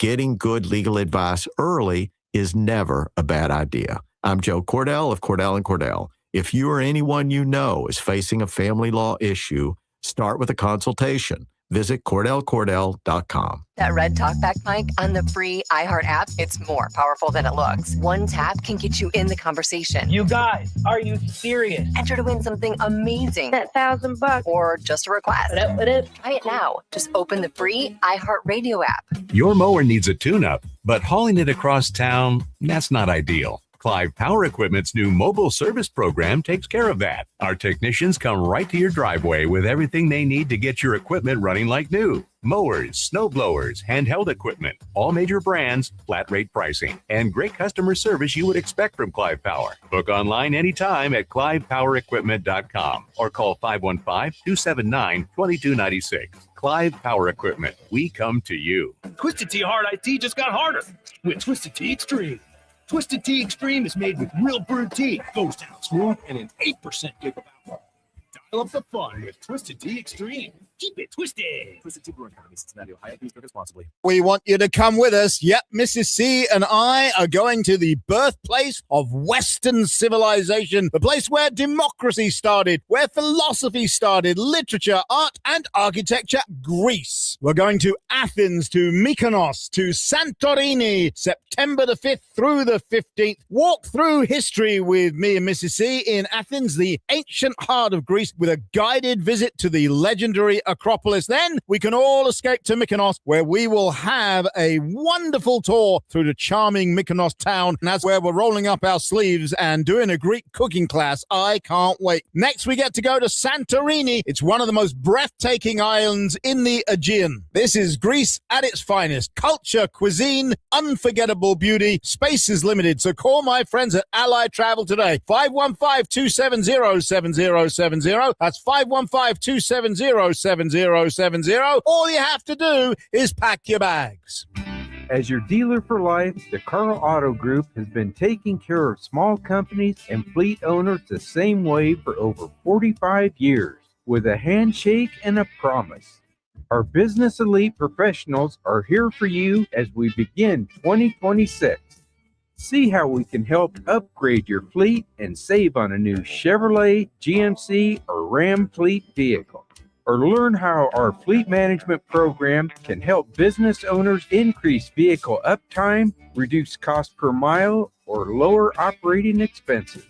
With dealerships located in Ankeny, Stewart, Glidden, Webster City, and Marshalltown, we make it easy to service your fleet.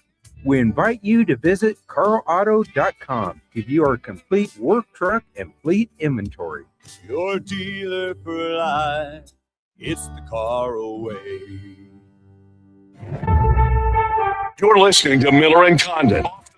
With Sean Roberts and Lucas Strain is on deck here on 106.3 KXNO and the Iowa Sports Radio Network.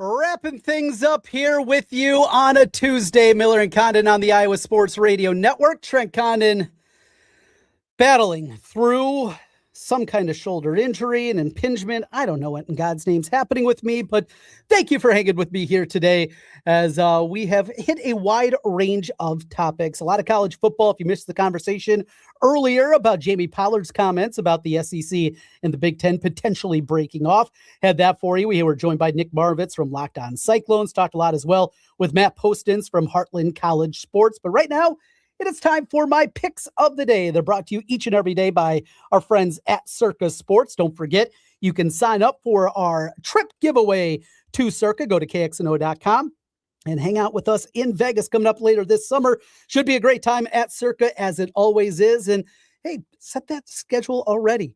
Get your plane ticket. If you win, you can change it, and you'll be set, locked and loaded. Even if you don't win, have a great time with us in Las Vegas. Stadium Swim, the Legacy Club, the biggest sports book in the world, all at Circa. You can also download the Circa Sports Iowa app or the Illinois app or the Missouri app, whatever state you happen to be in, and fire away at some of these games. We started off the week well. We had a good day yesterday. Can we make it 2 in a row? Well, it's usually pretty unlikely. We got baseball props for you. We're going to go with Mezek under 5.5 strikeouts tonight for Cleveland. We're going to go over 7.5 strikeouts for Dylan Cease, who leads the AL in strikeouts. Also with the Brewers and Cubs tonight, Mizorowski over 7.5 strikeouts. And Vargas for the White Sox Mariners matchup. We're going to go over a half total bases, minus 150 on that one. Mention my one prop bet in the NBA. That is Jose Alvarado over 2.5 points in the ball game for that one. We're going to play the Cavaliers plus the 7.5 and the under 218. All told, 7 picks for you. My picks of the day brought to you by Circa Sports as we try to build on a good start to the week at 6-2. Well, I'm going to go get some ibuprofen. I'll be back with you tomorrow, though. Nick will join me as well for hour number 1. Coming up next, it's Off the Bench. Sean and Lucas, they'll get you home before overtime Iowa from 5 until 6. Thanks for being with us. It's Miller and Condon on the Iowa Sports Radio Network.